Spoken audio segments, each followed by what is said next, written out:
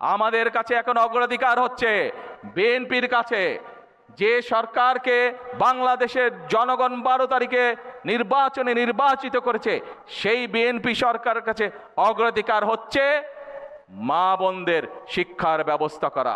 সেই বিএনপির কাছে অগ্রাধিকার হচ্ছে হামের টিকার অভাবে যে বাচ্চারা অসুস্থ হয়ে যাচ্ছে। এর বাইরেও বাংলাদেশের মানুষ, গ্রামের মানুষ, শহরের মানুষ, উপজেলার মানুষ, জেলার মানুষ যে স্বাস্থ্য সেবা পাচ্ছে না, তাদের স্বাস্থ্যের সেবা নিশ্চিত করা।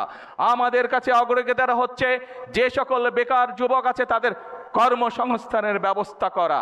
আমাদের কাছে অগ্রাধিকার হচ্ছে যে কৃষক সঠিকভাবে এখনো কৃষি উপকরণ পাচ্ছে না, তার জন্য কৃষক সহায়তা প্রদানের নিশ্চয়তা করা।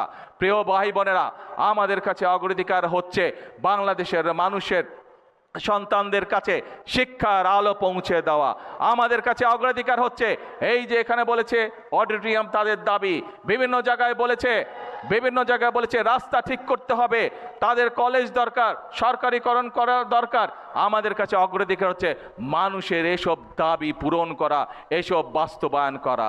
এবং একই সাথে আমাদের অগ্রাধিকার হচ্ছে 17 বছর বাংলাদেশ জাতীয়তাবাদী দল বিএনপির নেতা কর্মীরা অকাতরে জনগণের দাবি আদায় করতে গিয়ে রাজপথে জীবন দিয়েছে।